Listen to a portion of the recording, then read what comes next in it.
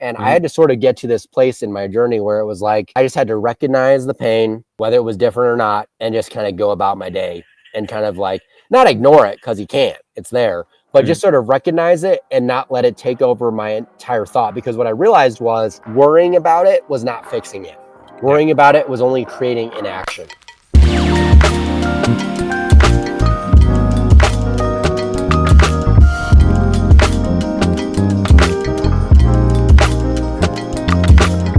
Welcome to the Decentralized Health Podcast and episode number 13. Today's guest is Ryan Brown. After being diagnosed with two debilitating autoimmune conditions, TSHDS, small fibre neuropathy, and Hashimoto's thyroiditis, Ryan was told by countless doctors that there were no answers beyond symptom management, but he refused to accept that as his fate. Through a relentless journey of research, healing, and hope, he discovered mitochondrial medicine, which became the turning point in his recovery.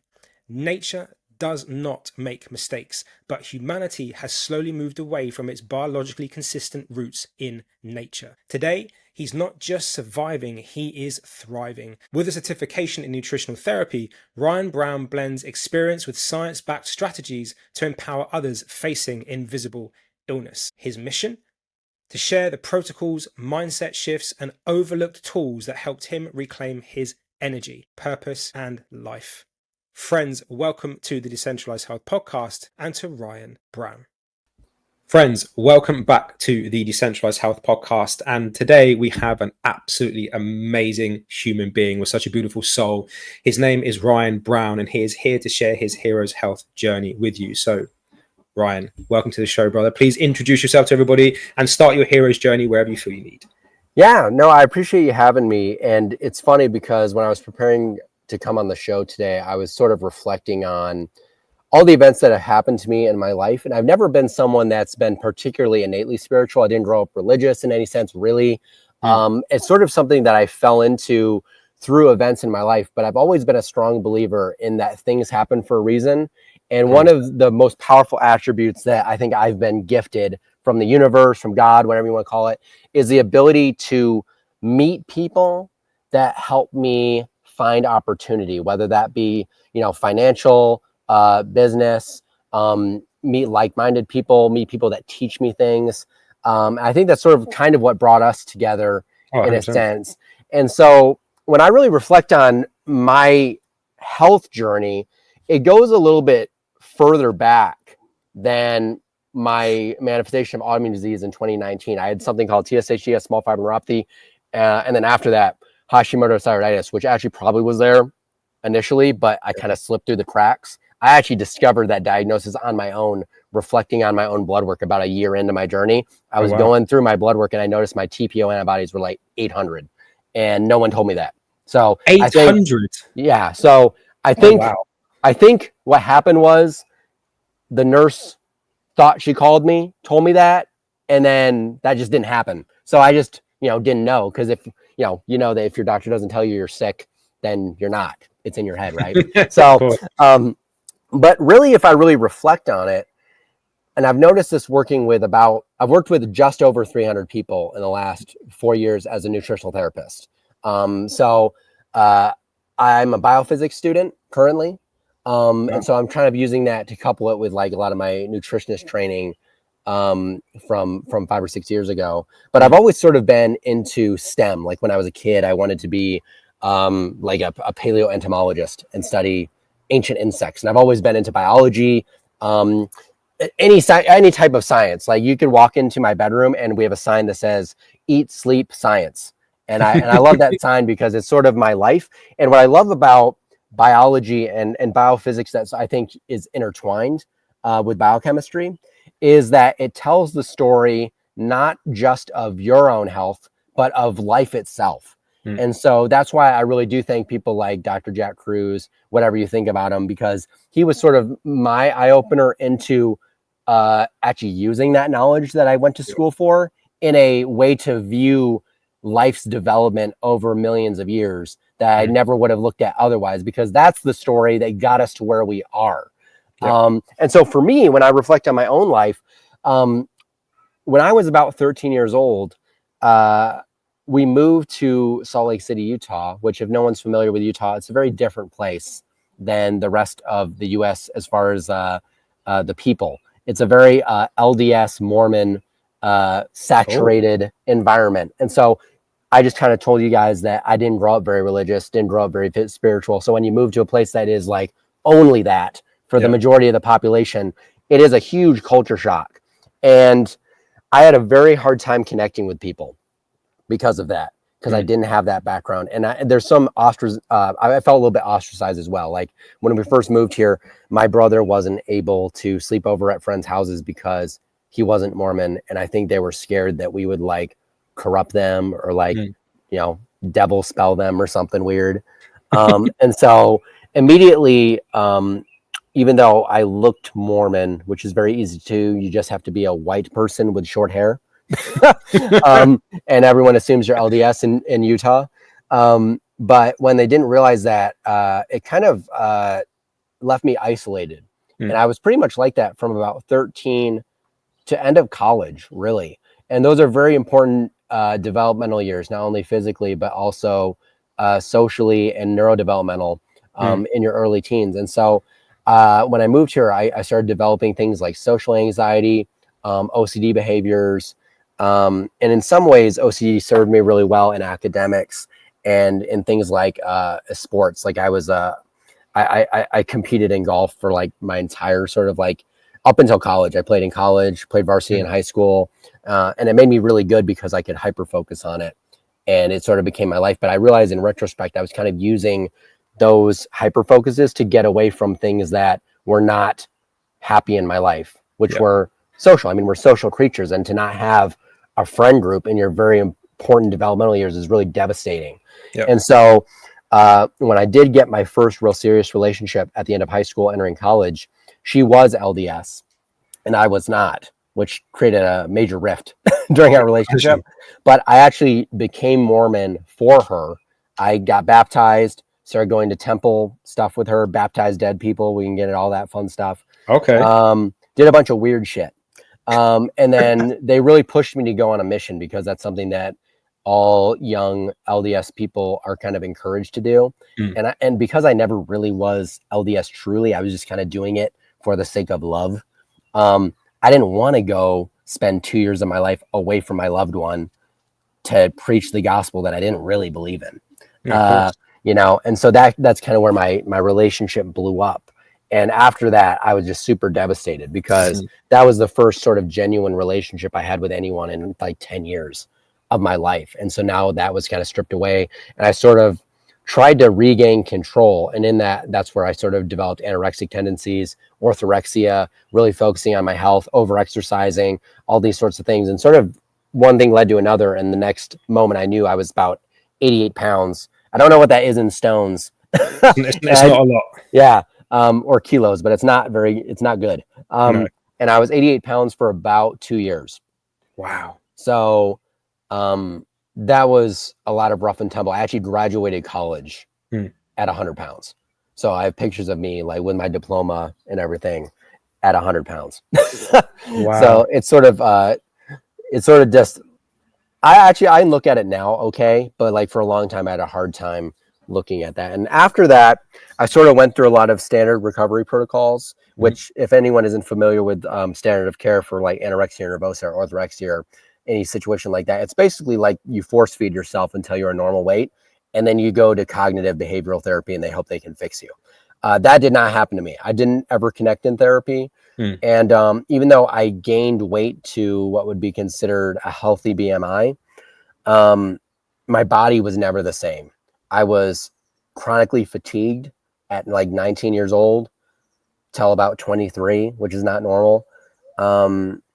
And I never actually got a hold of like my orthorexic tendencies. So I was chronically in the gym for like 3 hours a day, 6 to 7 days a week.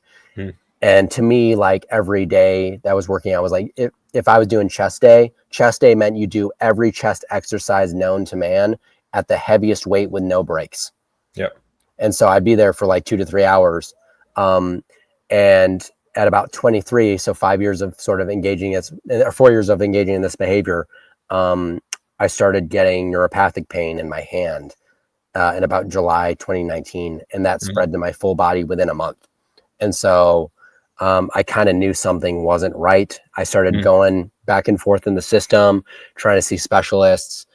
They kept telling me I was fine. All my blood work was coming back normal. Eventually, I go to Boston Mass Hospital in Massachusetts, and that's where they run a bunch of sort of rare autoimmune markers, and that's where they diagnosed me with TSHDS, small fiber neuropathy.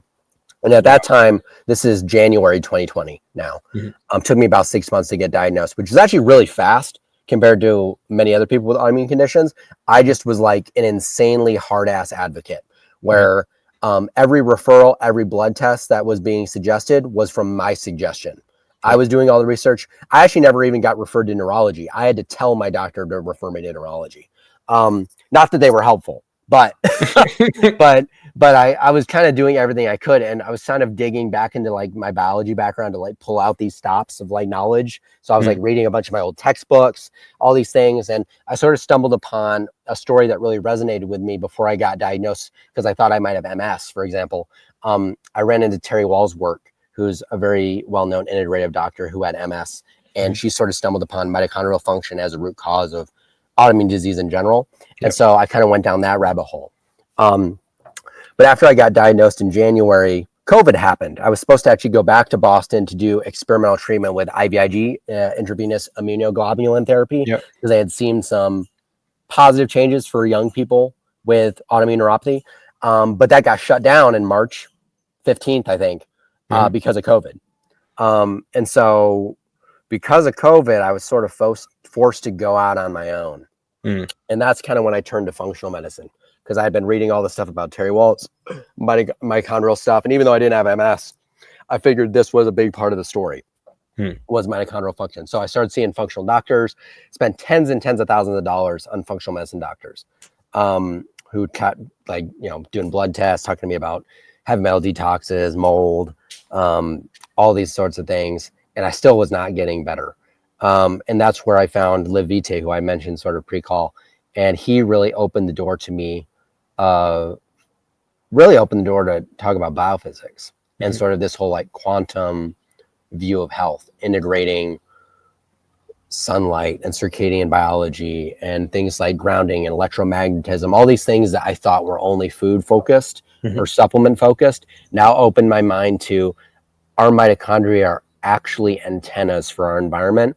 They emit electromagnetic frequencies to speak to one another. They maybe communicate through biophoton emissions, UEPs, and even the gut microbiome. Like there's all this research now showing that we can have different bifidobacteria speak to other bifidobacteria via biophoton emission through light, almost like telekinesis and all these things. We know that now different parts of our brain can communicate maybe through biophoton emissions, not actually sending neurochemical transmitters.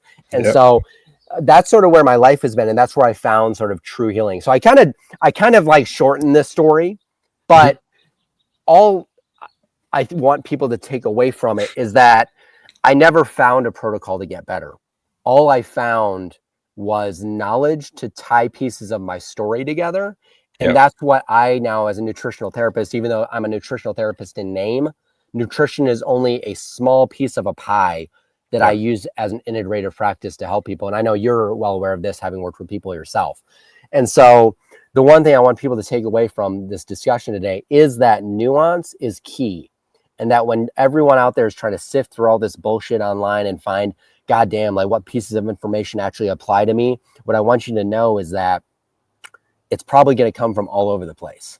So I don't want people to get lost in the minutia, because one thing I've discovered using social media to market myself and to meet people and, talk to people like yourself through interviews is that social media operates a lot like conventional medicine. It operates in silos, where in conventional medicine, we have specialties. We have endocrinology, we have neurology, we have cardiology, we have immunology. We have, general practitioners, and they view you in a very organ specific way. So you have a cardiologist that isn't communicating with your neurologist if you're someone with dysautonomia, for example. So your condition's in your heart, but it's actually a nervous system related condition.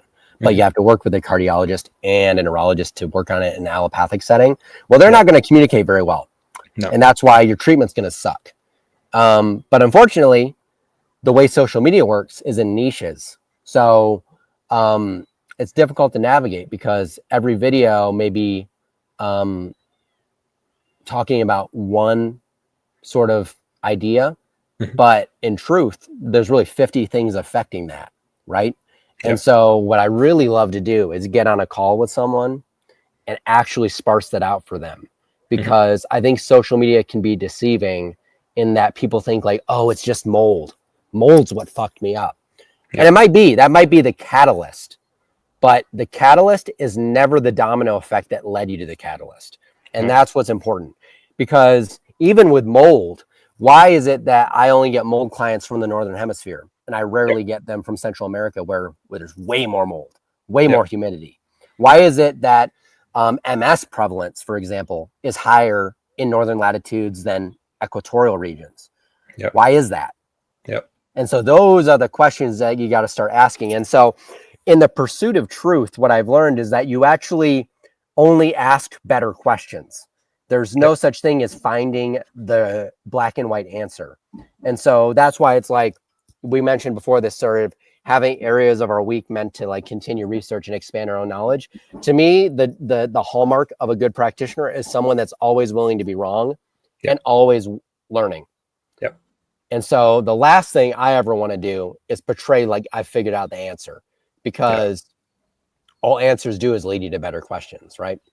So well, it's the whole Socratic paradox, isn't it? The one thing I know is I know nothing. Like if you can be that beginner's minded with everything, I mean, and that comes from like Lao Tzu and all those other beautiful and Confucius and all those beautiful minds, always going into everything with a beginner's mind, because okay, you may know a lot more than your client does, but your client might come in and ask you a very, very specific question which you've not thought about. Oh, it happens all the time. It's my favorite part. Actually, the best way I think I learn is from working with people, because and I actually learned this from being someone with anorexia, is like it'll be hard to find someone that knows nutrition better than someone with anorexia. They're obsessed with it. Maybe not in the right way that I know now. Kind of combining like the physics aspect of the way nutrition works. But chronically ill people know more about a disease than probably their specialist does, because their job is living with it. And I think that can be a very powerful place to be. And so one thing I often try to have people do up front is flip the script of letting them know, I'm not the expert. You're the one that's doing the work. You're the one that is giving me feedback. I am useless to you without your insight. And so one thing I learned working with, 12 practitioners and wasting tens of thousands of dollars was I kept trying to outsource my health to somebody else, when really you should view working with anybody as a tool to upscale your own knowledge. And I'm not teaching anyone to be a biophysics major like me. You know what I mean? But I am trying to help them develop the ability to ask good critical questions. And so that's what's really important to me. We have to almost reinstill that critical thinking process in people, because again, like we were discussing before we started recording, the Western world in general, not just medicine, but the Western world in general, is siloed, labeled, and myopic in everything that it does. 100%.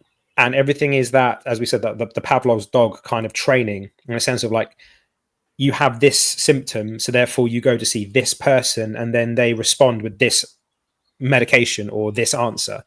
We are in that mindset. And it's the same with diet. Oh, so you've got an autoimmunity, carnivore. Yep. Okay, that's great, but you can't do it permanently because it will cause really bad damage. So that's actually literally happened to me. Like I was in ketosis for like over a year and a half, and then I did carnivore for 8 months. And it was great for a while, but like towards the end of the 8 months, I was like, my sleep was trashed.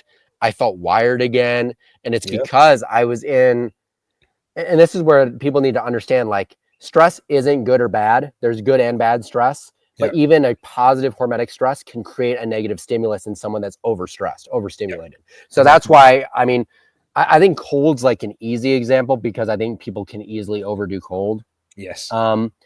But that doesn't make it bad. Like Carnivore Aurelius walking around saying like sauna is better than cold therapy. Well, that is black and white logic that basically makes me just like negate your entire process. Because that's the funnest thing for me to watch, is to watch people grift and flip when things aren't working for them. And I've seen it with Paul Saladino, who like granted, listen, I think he does amazing things. And at least he's had the decency to admit that he's changed. Oh, for sure. I think the only thing I wish is that he would have admitted he had problems before he fixed it.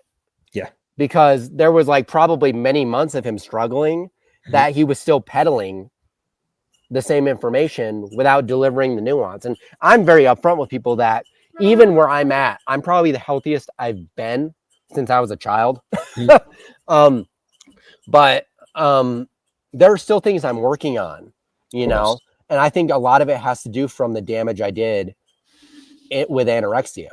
Like I still have, it's actually almost gone, but I still have osteopenia in like 2 vertebrae in my low spine from anorexia.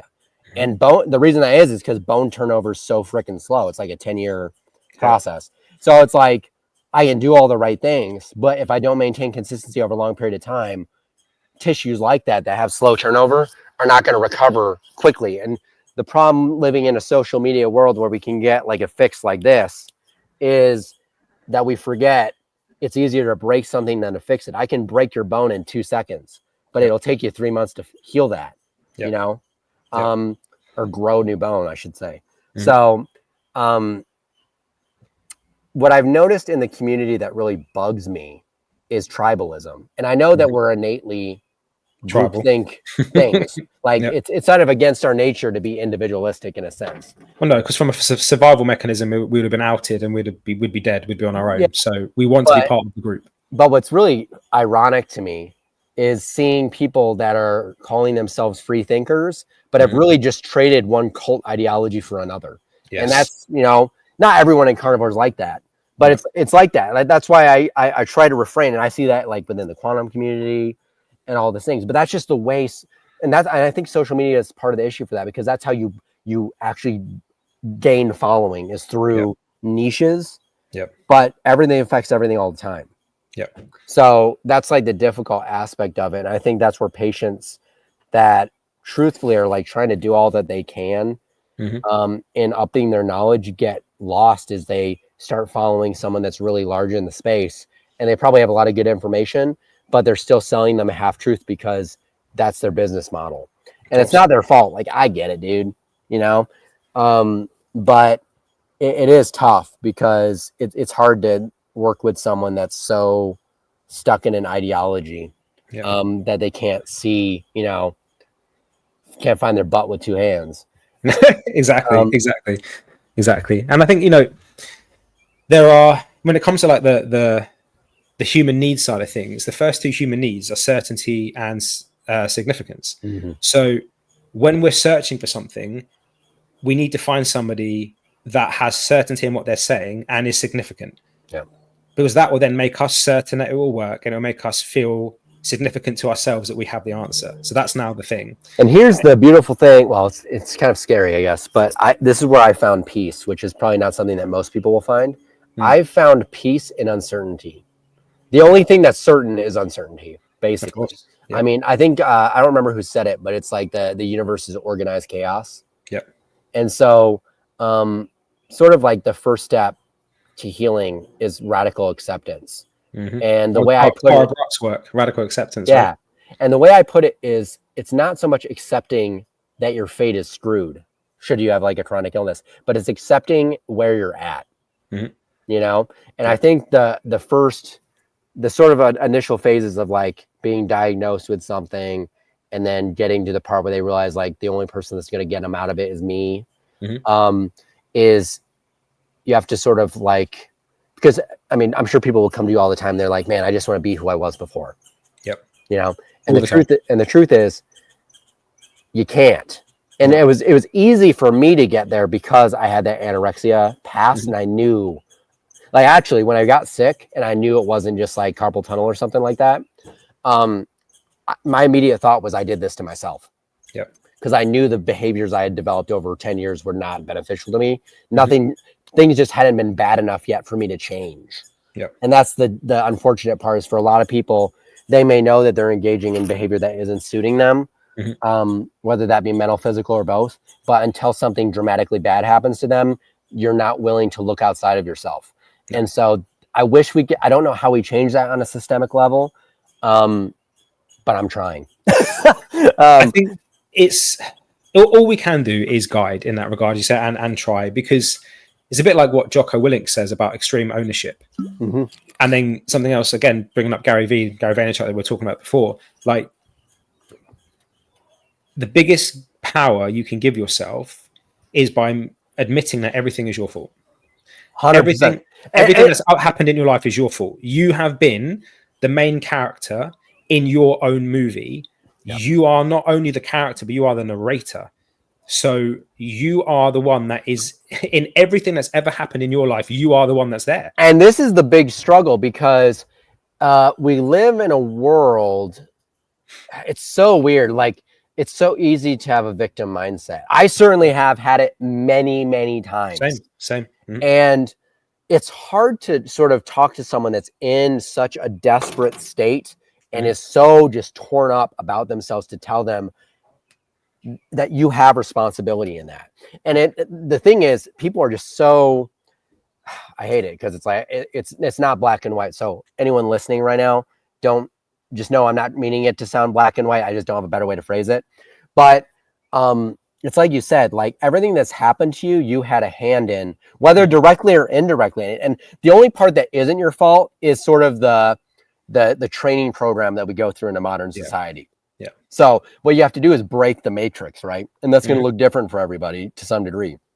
But for me, it was very easy to blame myself. Now, what you don't want to do is let that become you're the evil person in your journey. Like, you're the perpetrator of evil, which is what I fell into. Like, I immediately started blaming myself, and then just getting down on it and being like, I deserve this because I was the fucking idiot that did all this dumb shit. So I deserve to suffer. That's what you have to remove yourself from. And that took me years to figure that out.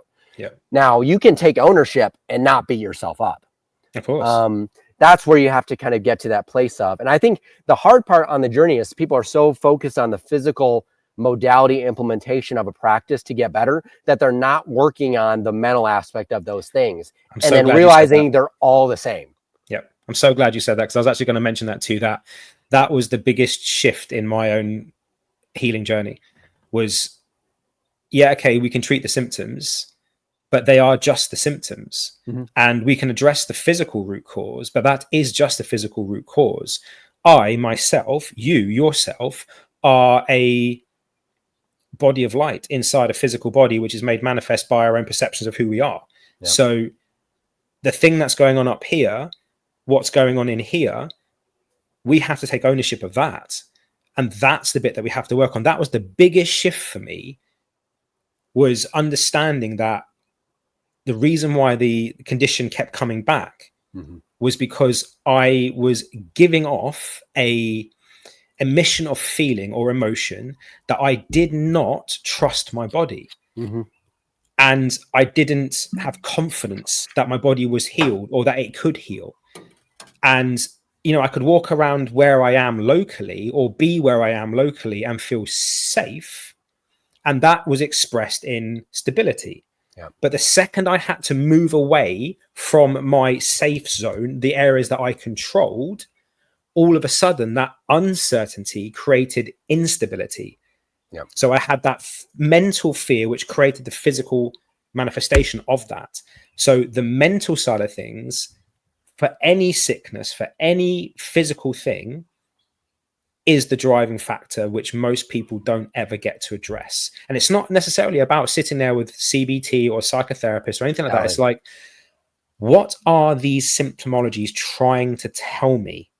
What is my body trying to teach me? What is it saying? Because the body doesn't have a thing. It is presenting a symptom of a thing to bring your attention to it. So when you get a pain in your shoulder, it's not because there's something necessarily inherently wrong with your shoulder. There's something inherently wrong with what you're doing, and your shoulder is trying to tell you, stop doing that because it's causing me pain.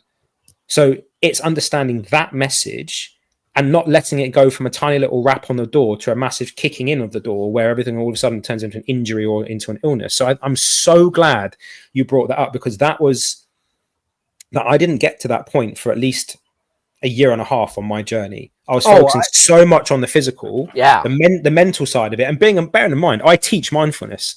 Yeah.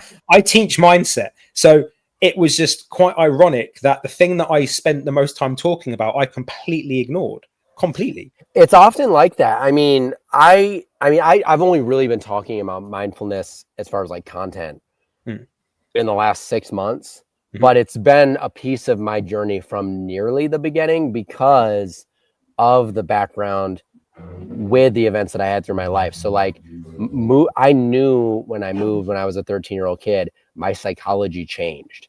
Like I was a very happy-go-lucky kid, class clown kid, definitely, attention seeking for insecurities for sure. But I always made friends easily, could talk to anyone. And suddenly that just like went away overnight. And I spent so many years trying to figure out like what broke. And it wasn't breaking. My body was guarding something. Yes. And so I think the most difficult part when you have something so pervasive as autoimmune pain, or like neuropathic pain, is particularly troubling because sometimes there aren't patterns to it, and it can just randomly go from one tissue to another tissue. One moment your feet are burning like hell, the next moment it's your face, or like that was me because I had neuropathy in my full body. So it was like, one day my hands would be crazy bad. Another day it'd be kind of fine, just tingling a little bit. Another day would be like, oh, my whole back's just like on fire. And so when it's so variable, it's hard to like put sense to it because people are innately pattern focused. We're master pattern recognition people. That's like what we do as humans. And so it can be really confusing. And then it creates a mind fuck because you're like, well, is it getting worse? What did I do yesterday to make today worse?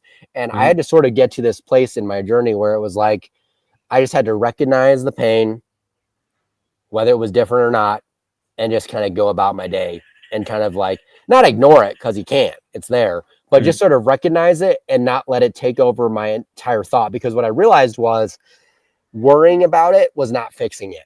Worrying about it was only creating inaction.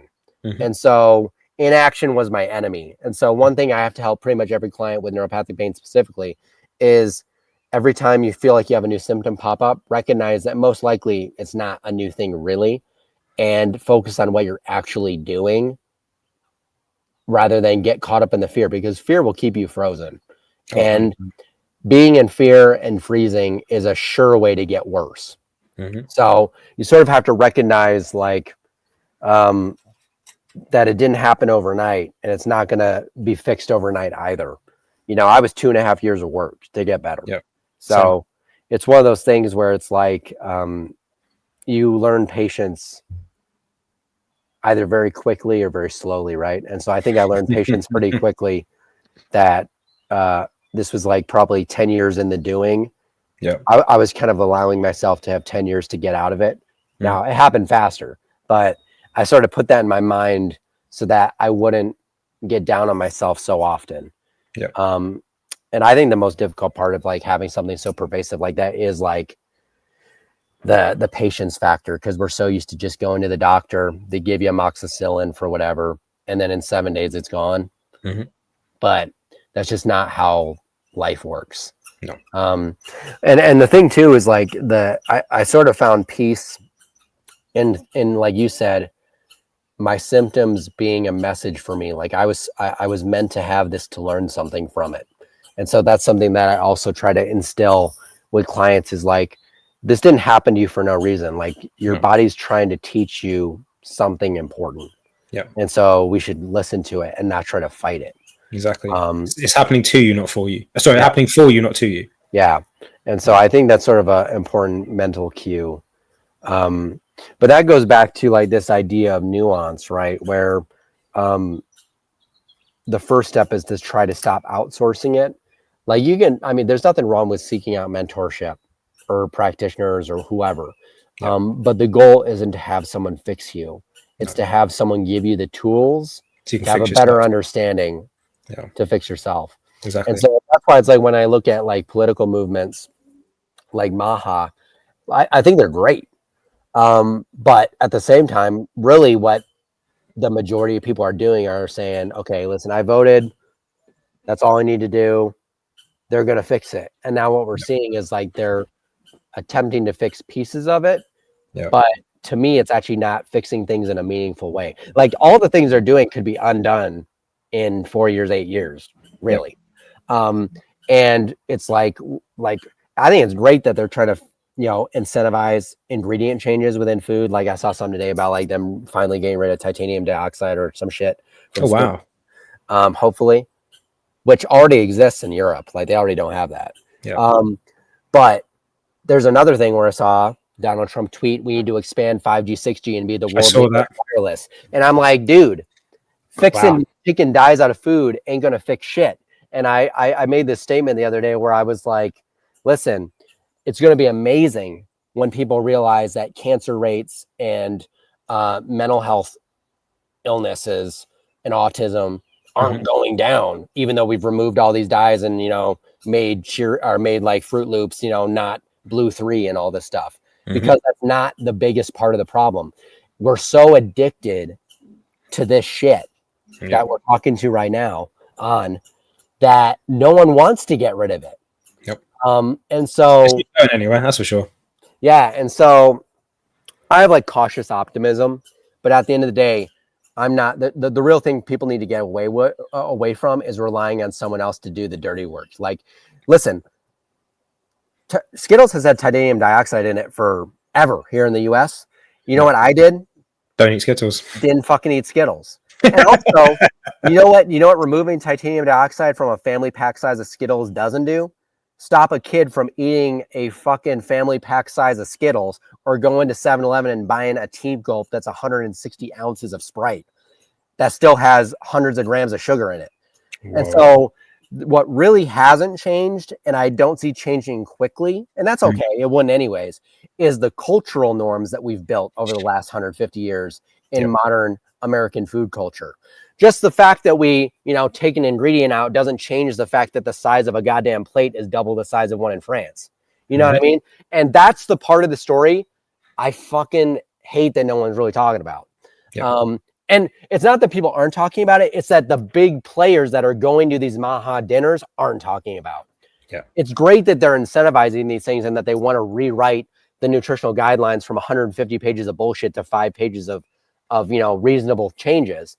But that doesn't change the cultural norm of a family that can't afford food as is to go out and buy fresh produce and not still buy Skittles that now just don't have one ingredient in them that they didn't have before. Exactly. You know what I mean? Or it doesn't take away the iPads from my 7-year-old nieces and it's destroying their myelin in their brain and destroying their melanopsin receptors in their retina and all these things. So all I'm trying to say is that good steps are great, but people need to also have, I think, reasonable expectation. And so suffice to say, that's why you can't outsource anything ever. At the end of the day, it's going to always fall on the individual. It doesn't matter who's president, who's in Congress. It's all optics. They just want your vote. No one really cares about you. I think some people care more than others. You know what I mean? From a high level. But the naivete is to believe someone innately wants to do only good. And that's why I offer skepticism for me. Like, dude, question me in a discovery call. Don't just don't take it for gospel, right? Don't take me for gospel. Like the best clients ask the best questions and stump me. They'll get me to do research. You know what I mean? That's what I want. And so anyway, I digress, but I feel like you can kind of resonate with that. Oh man, it's something that I say on every discovery call that I have with a client initially before we work together. No one, not even me, is coming to save you. Please let that sink in before you decide your next steps, because I am not, not to steal Tony Robbins's Netflix guru kind of title. I am not your guru, but I'm not your guru. I'm not here to save you. No one's coming to save you. As horrible as that sounds, no one is coming to save you. Very true. That doesn't mean people don't care. That doesn't mean that people don't love you. It doesn't mean that I can't help you. It means that I can guide you on the steps that that I think you should be taking that will help you, but you have to do it yourself. You can't complain about the results you don't get from the work you don't do. So you have to take that responsibility that no one's coming to save you. And ultimately, and this is again something else that I say on all of my calls, and I've changed it now and everything and how I present myself. I'm not a coach. I'm an educator. It's very different. Yeah, I'm not here to coach I view you. it that way too. And I actually tell everybody that in a discovery call. I think I use the same statement where it's like, I view myself as an educator first, practitioner second. Exactly. Because really it's like, my goal isn't to make you a forever customer. I don't want to be a functional medicine doctor. No. Which most people do, actually. Yeah. I don't. I want you to have the tools so that, in 10 years from now, when some shit happens to you, because that's life, you know what the hell to do. I've had COVID 4 times. I freaked out 0 of those times, minus the first one. When I think I got it December 2020. So I'm still like brand new to this journey and everything. And I didn't freak out, but that was like the sickest COVID I was, where like I was in my bedroom. I remember because we were all living at home. I was still living with our parents at the time. And they jailed me into my bedroom for like a week. They like bring me my meals. That's when I binge watched the Mandalorian series, because I could do nothing. And then they realized that I had already given it to them. And then we just like cohesively lived together. And then that's when we realized, wait, this isn't even that bad. Like this is like the flu. And what's really interesting is like, what the world really wants is to keep you in a state of fear. That's why I don't believe in a good side or a bad side. No. That's why I'm not fundamental. That's why in some areas, like if we're going to talk politically, there are some areas where I am fundamentally liberal and other areas where I'm fundamentally conservative. And I hate both of them. Yep. I hate them. The majority of them. I'm sure there's probably a good few people in there. There's probably like 1 or 2. But fundamentally, it's like both want you to be scared. And you see that in the messaging. That's why I'm not MAGA either. Because it's like MAGA to me, not all of them, but like all my friends that are MAGA, and I call them out on Facebook all the time because it's super fun for me, is like they don't realize that their free thinking is just someone else telling them what to believe. They've just traded who that is. And all I want people to see is to acknowledge that. I'm not saying you're a bad person for having been a sheep. I've been a sheep my whole goddamn life until like 3 years ago. You know what I mean? I would jump from practitioner to whatever. I remember when I found Sean Baker, I was like, oh my God, carnivore's the shit. That's it. This is the camp. Paul Saladino, yes. And then it was like, oh, Jack Cruz the shit, like all this stuff. And now I'm realizing there's aspects to all of them that I can take away. And then there's aspects to all of them that I want to shove as far the fuck away as me as possible. And I don't want people that even like follow me to be like, I'm a Ryan Maxey or whatever.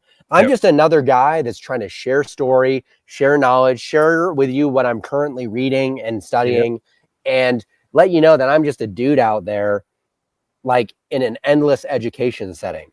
It's actually funny because it's like, I always used to make fun of those people that were like forever. They're like what? Education professionals. Like they're always perpetually in like university. I'm not like that because I'm not. I am in a university program, but it's predominantly to do research because I don't have access to a lab on my own. But I feel like that now, where it's like every day for me is like, what am I wrong about? What am I not getting the full story of? And poking holes in my own ideology. And so the greatest place I think you can be is like in a place of like you're subscribed to nothing, but you're open to everything. But that's where I think people that's why I think mindset can be really important. I don't think by any means it's the only piece of the puzzle, but I do think your mindset can hold you back from anything working at all. You can be the most scientifically literate biochemist, whatever, on the planet. And if you think you're a piece of shit, then you're going to feel like a piece of shit every goddamn day of your life. And so I had to be okay with not being perfect. When I think a lot of us, especially in academics or people that are type A personalities, are chasing perfection all the time. And so I sort of found solace. Like my only goal in life has switched from like achievement based to like simply just being human being. Like how can I be the best generalist I can be? You know what I mean? Generalist. Yeah. Because I think that's what humans are. Like humans aren't specialists. Like if you look at us from a natural point of view, if we were specialists, we would have died because we'd only be good at one thing. And that's what the world has taught us to be, is like hyper focus on one thing. You are only an electrical engineer. That is what you do. You don't know shit about anything else. And that's the problem, is like everyone's so hyper focused. And that's actually, this is a little controversial, but that's kind of the way I viewed autism, is a lot of people with autism are like really smart in a specific area, but that doesn't really make them a good human if we were to throw them out in the woods and put them on Naked and Afraid, because they may be really good at math or art or one thing, but they fucking, if they hear one goddamn screech of a chalkboard, they're like incapacitated. And so I don't mean that to say that they're broken or that they're less than or anything than that, but we shouldn't also just say, this is the norm. This is a norm. And that's what one thing I do appreciate about like people like RFK is they want to know why, even though they may not have the answer. You know, I think that they genuinely are seeking it, even if maybe they're looking in all the wrong places. And that's kind of the way I mean, I'll tell one piece of story. I actually was diagnosed with autism, like when I was like 13. I have a very difficult time relating to people emotionally. Now I've been able to work on that. And even though maybe I don't like feel it inside, I can like read people now. Whereas opposed to it before, someone I could like, that's like really distressed or whatever, it would make me feel uncomfortable because I'm just like, everything just kind of, I would kind of react to everything the same way. But through doing a lot of like internal work and a lot of things that we were kind of mentioning, I think pre-show, with like different sort of medicinal herb things, whether it be like, I've never done ayahuasca either, like you mentioned, but things like that, those types of things, I've been able to like break open my masking and let myself be out. But I am guilty of being blunt. But we need that though. We need that though. We need that in life, because people will mollycoddle things. I don't know if you've got that saying in Utah, but people will mollycoddle things. So they don't want to hurt people's feelings. But as Buddha said, just speak the truth nicely. You don't have to be mean. Sometimes you have to be strong. Sometimes you have to say something in a more of a stern manner because the point needs to be made and put across. But you don't have to be mean. And the reason why most people, and this is something again, which it just shocks me now that we have this whole kind of like, and again, I'm not even going to say what I was going to say there, but like, because it goes against what I'm about to say. I've been triggered. Okay. All right. So me not agreeing with you means that I have an opinion different to you. But because I don't agree with you, I've triggered you. I'm sorry. No. I'm allowed a separate opinion because how I perceive the world is very different to you. And I respect that you see it differently. I want you to respect that I see it differently. And it takes a very strong mind and a very wisdom-based mind to be able to hold two opposing thoughts in your mind at the same time and apply neither of them and don't assign to either of them. Just have them. Like, just because I don't agree with you doesn't mean that you're wrong or I'm wrong, because it's all down to perception. Perception. That's literally, so for me, what I really view mindfulness is like perception. And that's what stress is to me too. Like psychological stress is perception. So that's why like you can have someone like me that maybe gets stressed out easier than say someone like my brother, but that's because we perceive reality differently. I've had to work on that. Whereas that's more of his sort of a native state. But that's sort of where like culturally we're in a very interesting place in society, because I think of things like pronouns where I've never really understood them. I actually totally understand them. I just don't understand the need for them. And what I think it really screams isn't that these people that, want to be called he, she, they, them, whatever, are bad people. I mean, actually, that's like a lot of my friend base are people with pronouns. But what it has shown me is something is missing societally for these people to feel comfortable with themselves, and they have to look externally at themselves to have validation. Whereas to me, like I just mentioned earlier in the show, my only goal in life is to be human.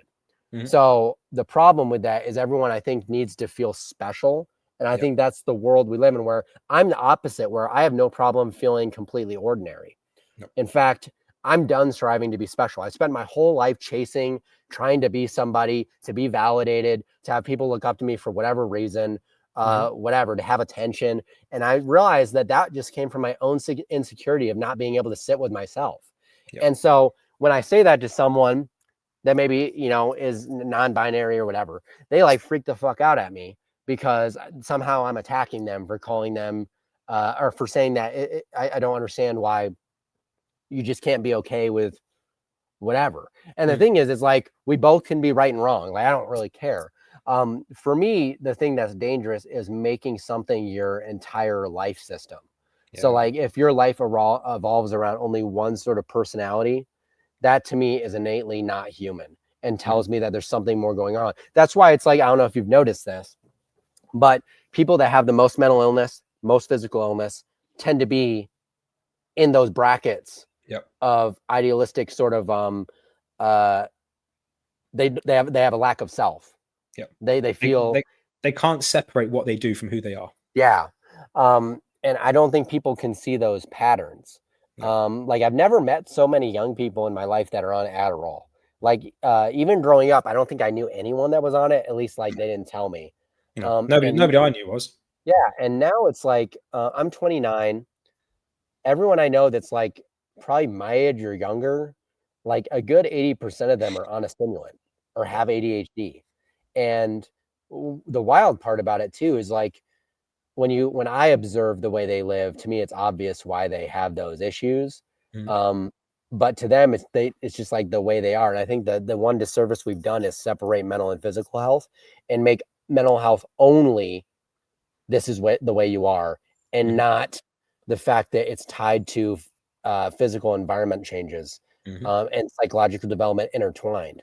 And so the one disservice I see, and it's even done in the functional community, it's just like a little bit better, but it's like they treat mindset work like its own individual practice when really it's coupled with physical things. Like they're all the same, like we mentioned earlier. So yeah, it's like it's difficult because it's not something you can easily change the paradigm of. You just have to continually kind of push the message and just have more and more people hopefully resonate with it.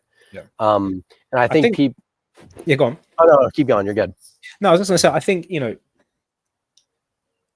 when I'm 44. So when I was 29, we had the iPhone then, but I think it might have been the first generation.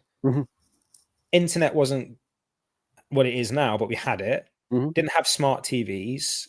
I don't even think the iPad was out yet at that point. As you say, we had an iPod Shuffle, I think. Yeah. Because that would have been like 2007, I think, was first iPhone. So, I mean, I was working for Apple from 2008 till 2011, 2012. So I saw the change. I saw like mums wheeling their babies in the pram. The baby's got an iPod Touch. And I'm just like, wow, like this is not good. So, and what's crazy is like my mom, she's only now learning this type of stuff because she's me and she's reading the Body Electric right now. It's crazy. But it was interesting because I would talk to her. She just retired last year from teaching. She's super stoked to not be teaching.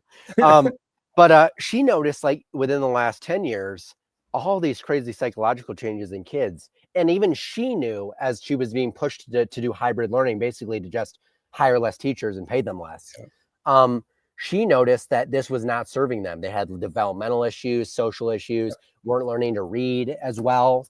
And she knew this was a problem. She didn't know the like the biophysical nature of these things, but she knew that it was a problem. And if someone like that can see it, to me, that's a huge red flag for society. It's massive. But I think these devices and the technology that we have now, it's not going anywhere. And it has inherently changed the world in very, very positive ways. It allows me to meet you, which is fantastic. But when I was younger, like say like a kid, like maybe like 10, 11, 12, early teens, what have you, max Dunbar's number, 150 people I would have known, right? And that is all I would have needed to concern myself with. I wouldn't have to think about anybody else. So I wouldn't, my competition would have been Johnny down the street or whatever. We're both going for goalkeeper when we're trialing out for the football team or something, right? Now you've got children children, not just teenagers, but children who are not emotionally stable because they haven't got the capacity yet to reason and to have emotional security and all those types of things, comparing themselves to, I don't know, Sharon in Texas. Like, you shouldn't even know her. You're in the UK, she's in Texas. You should not even have this connection. And I think it was Einstein that said that when the world becomes hyper-connected, we will find ourselves more separated than ever. And I think that is what's happening when we're constantly seeing these people online all the time, and their lives look amazing. It makes us internally look and think, oh, my life's fucking shit. I haven't got that. I haven't got this, and I don't live like that. I don't look like that. And, you know, they're calling what I look like bad and what I eat bad. And it's just a lot of this negative focus. And again, it creates this myopic view. And I don't know if you've ever done EMDR like that. I have. That's actually one of my favorite things. Right. EMDR is fantastic. I actually got the book there. But when you're constantly on a laptop or a phone, it creates singular self-view. And if you spend 90% of your day doing that and very rarely going outside to play, which is missing in a lot of people's lives, not just children, but adults as well, you don't get that broad spectrum view of the world where the world becomes so big that your problems seem very, very small. Yeah. And that's why I'm saying, like, I had sort of this realization that isn't a unique realization. Many people have had this. I mean, people like Joe Dispenza, I mean, Bruce Lipton talked about like think your way out of disease sort of stuff. And there is a huge aspect of that. And I just realized one day I read this book that I bought for my dad, who's one of the most stressed out people I've ever met in my whole life. Love him to death. But I bought this book for him for Father's Day, June 2019. So 2 months before I got sick, or a month before I got sick. And I got it to him as a joke. And it's called Calm the Fuck Down is the book. I forget who writes it. But when I got sick, it was like the first book I read because I was just like, holy shit, dude, I'm freaking out all the time. And I know it's not serving me. And this book has nothing to do with like physical health at all, but it's about the psychological state of worry. And it just talks about how irrational most worry is for life. And it made me like open up this mindset of like, man, you know, I don't know what tomorrow's going to look like, but worrying about it actually isn't going to change what happens to me tomorrow. So I might as well not. And I think that really broke through to me. And that was sort of my initial like opening to like realizing that I can choose how I deal with a bad situation no matter what. And my mom would always say to me, and always pissed me off, you can choose to be happy. Like happiness can be a choice. And I was like, bitch, like what the fuck are you saying to me is like what I would think like most of the time. And even like a couple of years ago, like we were there with my fiance, my girlfriend at the time, and she said that to me, and I was trying to open up to her with like feelings that I had kept in, that I was just trying to get to her. And she was like, well, you just have to get through it. You just get through it. Because that's sort of a Gen X boomer mentality. Like, you just get through it.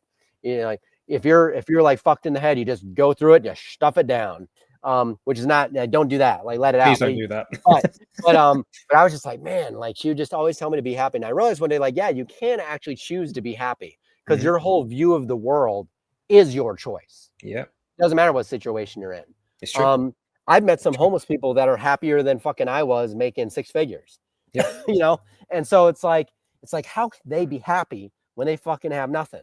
And the truth is, we're just made to feel like we need things. And that things make us happy. And that's not the way it is.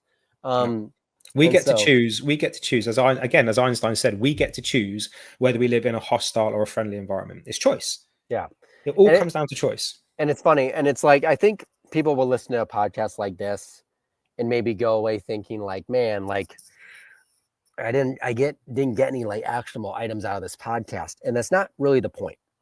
The point of it is to change your perception around what you choose to do that you think is best for you, and realize that there isn't a singular path. Because really what everyone's looking for when they're sick is the person, is the protocol, is the supplement, is the treatment to get better. And that's the completely wrong way to look at it, because you'll fail every time because you're only looking at a single variable. And that's why I hate double-blind placebo trials.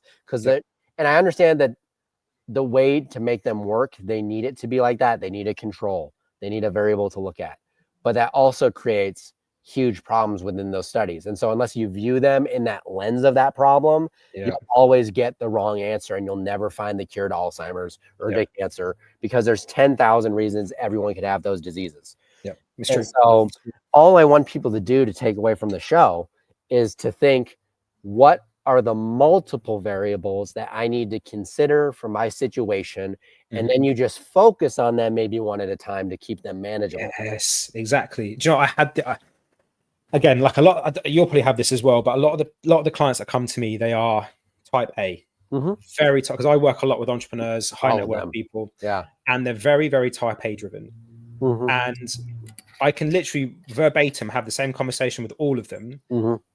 Okay, so give me your supplement stack. Tell me what you're taking. Tell me what you're doing. And the longest part is the supplements. And I'm like, holy shit, this guy is spending like $2,000 a month on supplements. So I'm like, right. So what's working then? Yeah, I'll give you a personal example. I had a client the other day, Hashimoto's patient. When we first started working together, she was already working with an integrative functional medicine doctor who had her, like, this was actually like the most supplements I'd ever seen. I think she had like 75 supplements that she took either daily or weekly or like every other day. Still a lot. Even if it's weekly, that's still a lot. It took me 30 minutes to go through her list, like by itself, just to like go through it and like consolidate it in my mind. And I told her, like, straight up, and this was actually one of the, I'm glad she was asking the right questions. It was one of the reasons she wanted to work with me. She was like, I've been working with this functional doctor for 5 years and my numbers haven't changed. I feel like minutely better, but I feel like every time I go in there and we retest these things, there's just more supplements that she's just throwing at me, and she's not explaining why I'm on any of them, and they're clearly not working. And she went back to her to order a test, because I just wanted to make sure. I was trying to give her like the best price range for like whatever test we were trying to get. And so I was like, yeah, go ask her and see if she has a better deal or whatever. And she wanted to run the same like antioxidant micronutrient assay as they did like 2 years ago when she got put on like 30 new supplements. And I told her, what new data is she just going to get from this that's not going to lead to just the same type of solution, but different, to like more different supplements? And she was like, yeah, that's exactly why I'm like, do I even do this? I was like, no, we should do this, and we can see like how these things are interacting in the system. But honestly, I took her off of like 90% of the supplements up front, because I don't know what's working and what's not working. No one can tell you.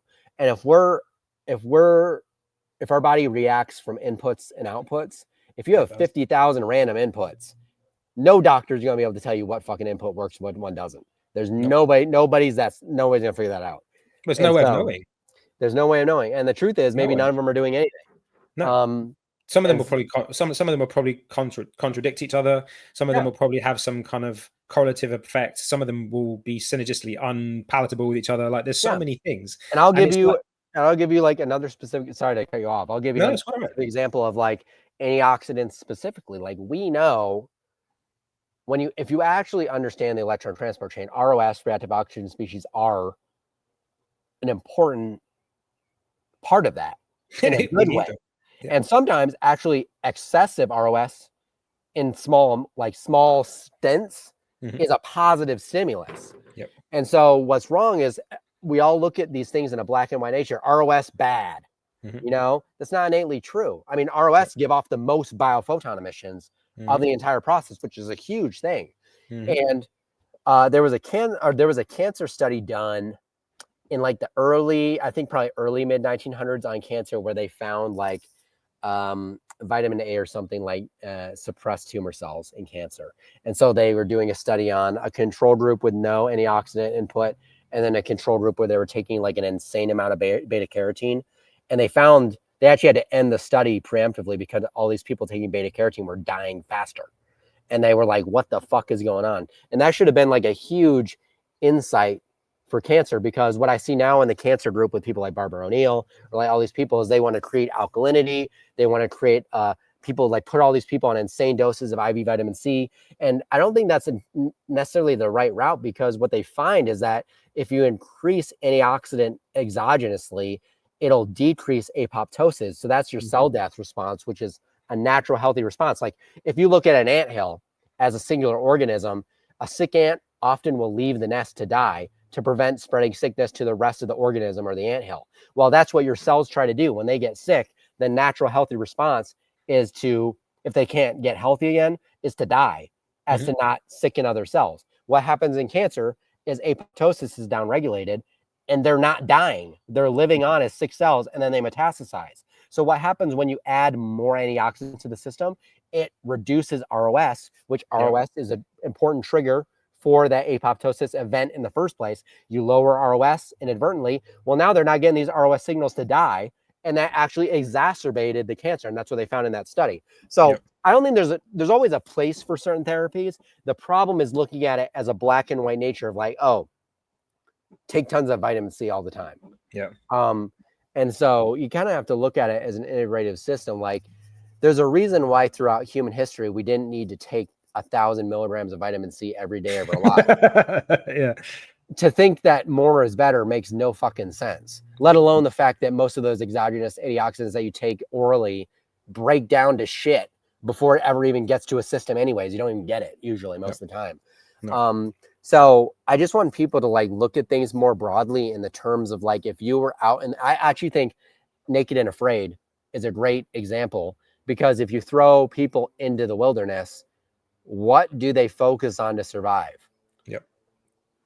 And that's why I think a lot of people make a case for carnivore with shows like that, because they're always looking for fat and protein. And you know, it's a good example, but it's like, it just shows like when you're actually in a natural environment, nothing that you get at the store makes any sense. Even if it's like whole food, because it's like, how the fuck do I buy like organic strawberries 365 days a year? It makes no sense to do that. And I remember a distinct story from my grandmom, who grew up in London during the war. Their house actually got bombed several times, and she actually got sent with her sister to Wales to like live, you know, stay city. They were kind of indentured servants. But she told me like the first time they had a banana for the first time after the war rations were over, she was like super underwhelmed by the taste of a banana. And now I think, well, does it even make sense to eat a banana in the UK? Not really. It's not going to kill you. I'm going to tell you never eat a banana because it doesn't like environmentally make sense. Because I don't think, you know, life is about experience. But I don't also think that innately eating a whole food that doesn't grow in your environment is innately healthy either. You know what I mean? So it's one of those things where it's just like, things are so nuanced that it can become overwhelming. But I think if you just remove the noise and you just like, you know, go to the farmer's market, like walk around. The reason I love going hiking is you get to see what's truly available. I've tried to go foraging before. I found a raspberry bush. There was like 5 raspberries on that fucker. Like I'm not surviving on raspberries, but I can go to the store and buy a fucking box this big. Does that make sense? Not really. And they also only grow for like a couple weeks a season.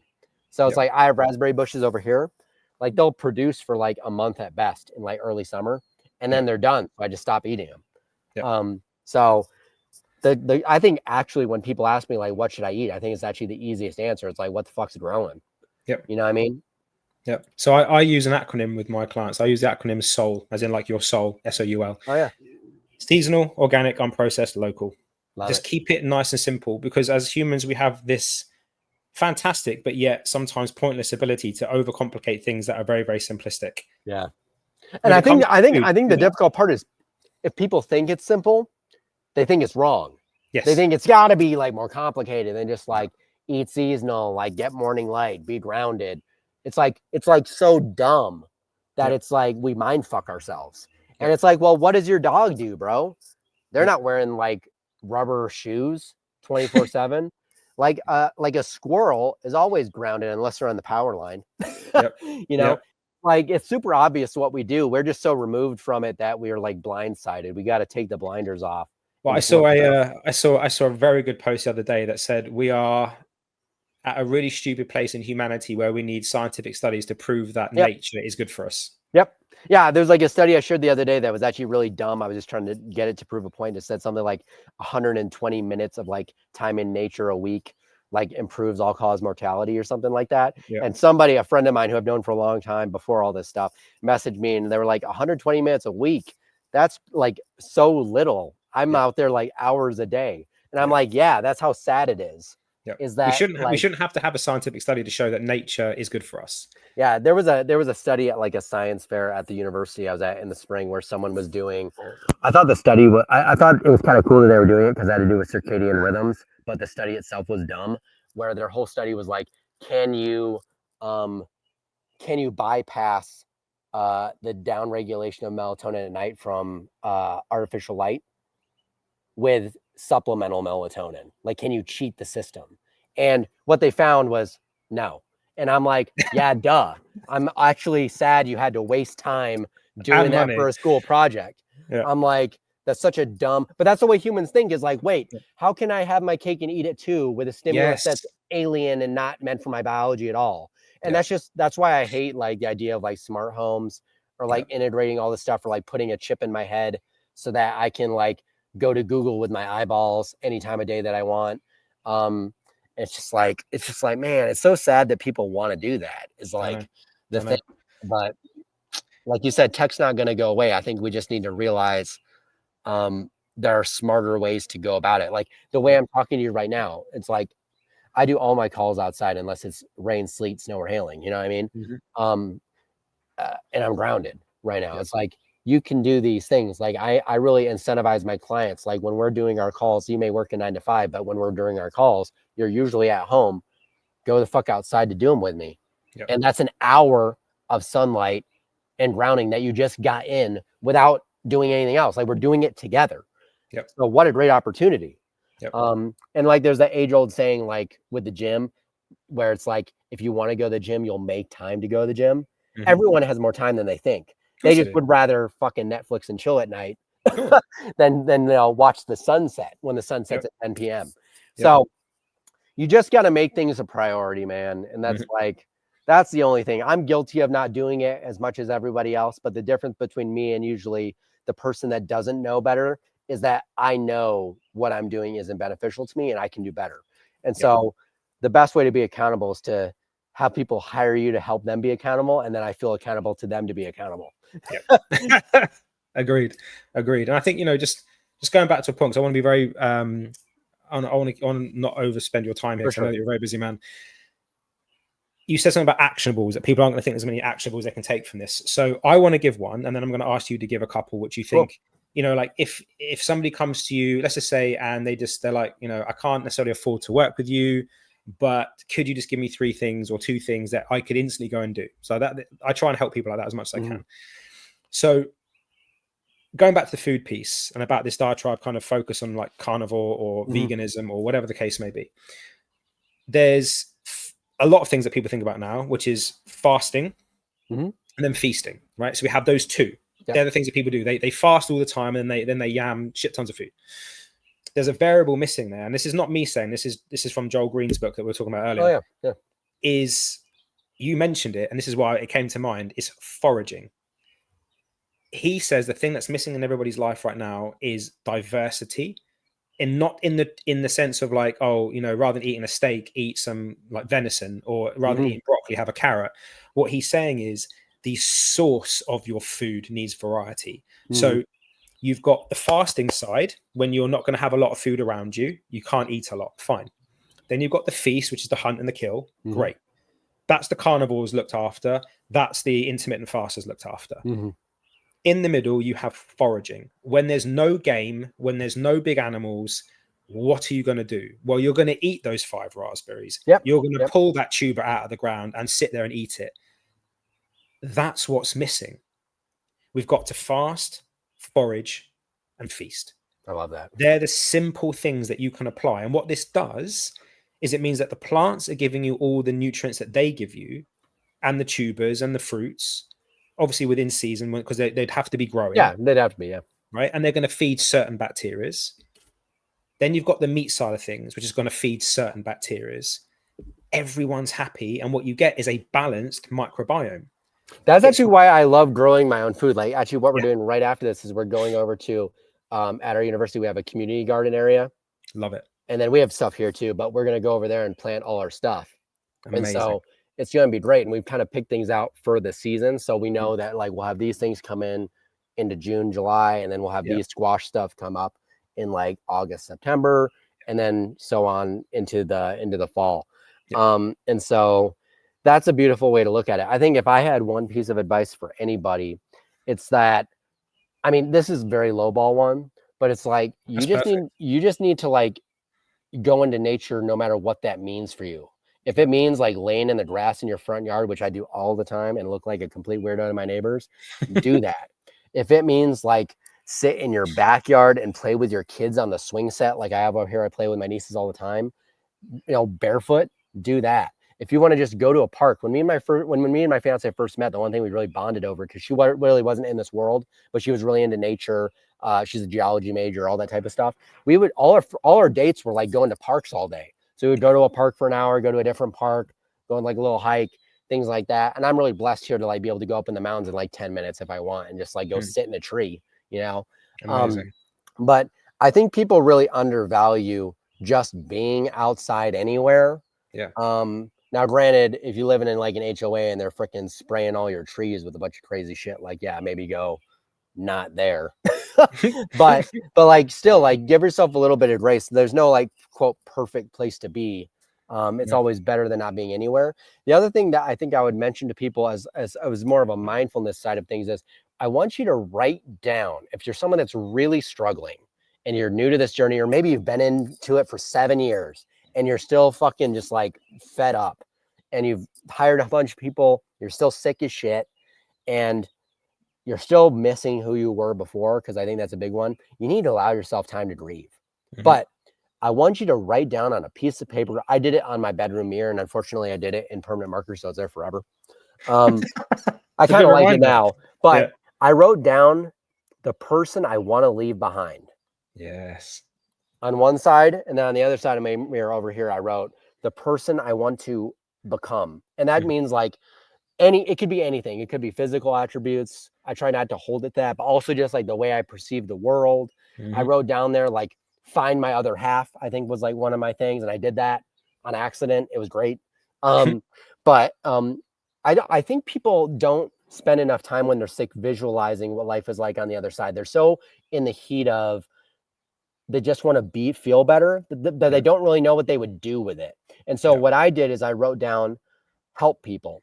And so when I did get better, I kind of held on to this visualization of like, when I'm better, I'm going to spend my time helping other people get better. And so I became an NTP, whatever, still in biophysics, learning all this stuff. And I have every client do that. Actually, I tell them to do that in the discovery call. Like I usually say at the end, like, if we never talk again, this is the one thing I want you to do is I want you to visualize and make plans for yourself for when you're better. I want you to, like, you may think like, well, I can never hike again because I'm in so much pain from my neuropathy in my feet. Well, I want you to make plans for hiking. Don't put a timeline on it, but I want you to write down a list of all the hikes you want to do. And I want you to imagine yourself doing them every day. And then one day it's going to happen.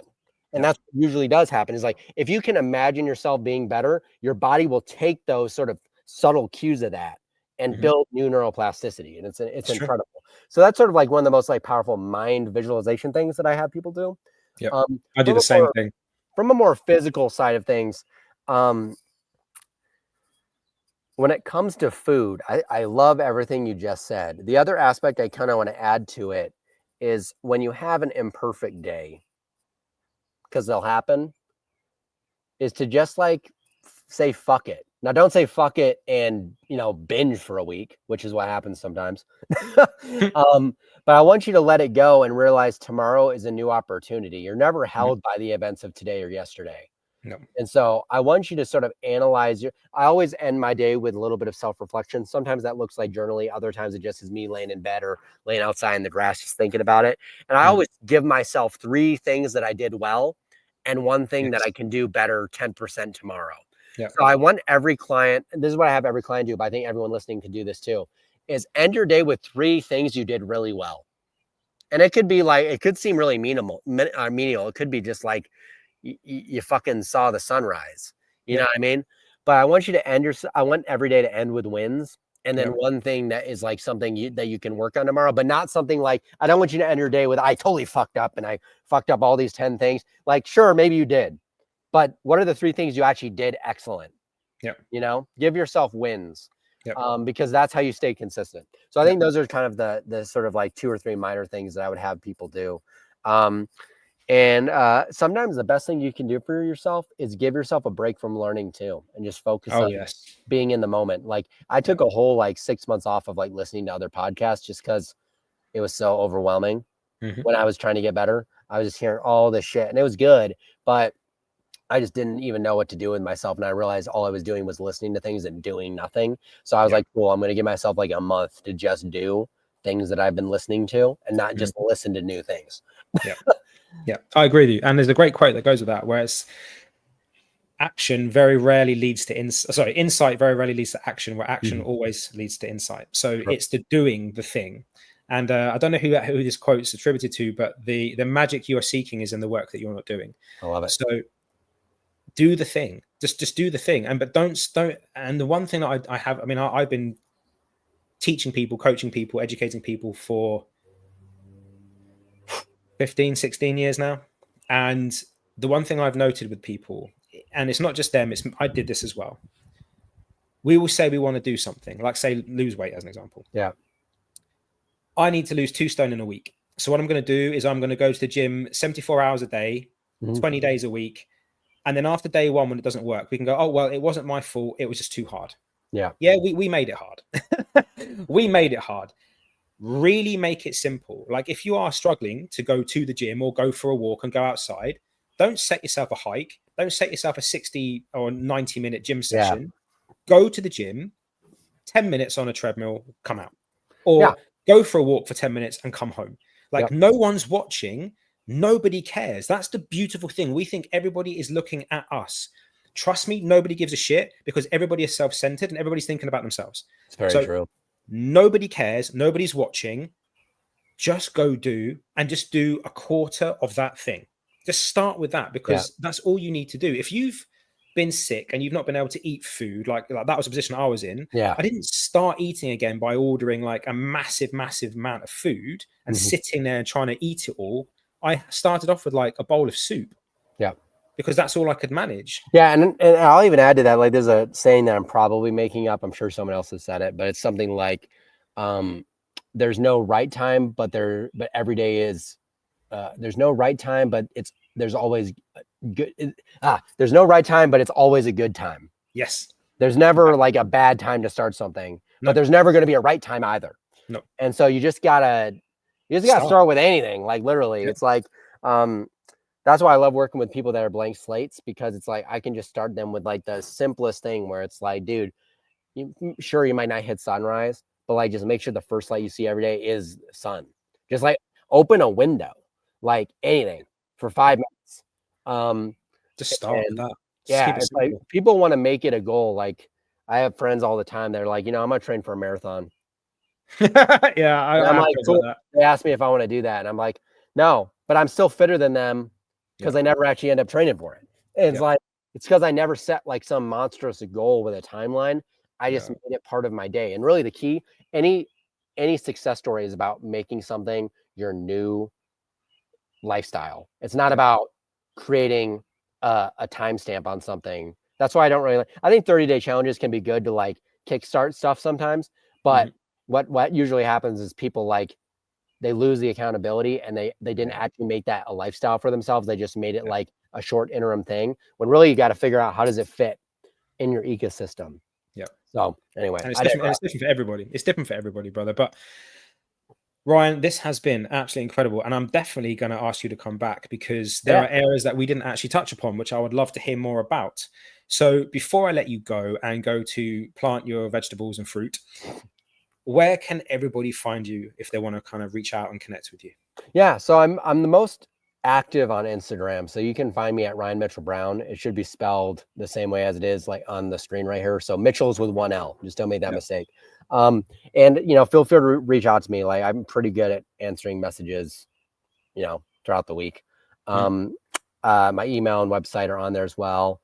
And you can find me like, I guess I'm on TikTok, but I'm not really there. I just kind of like post and leave because I hate it so much. I'm the same. And I think I'm seasonal Ryan on X. So I just kind of am there for fun, but Instagram's kind of just like where I hang out and people can reach out to me for anything. And your content's incredible. I love your content. I love your videos, man. They're amazing. I appreciate it.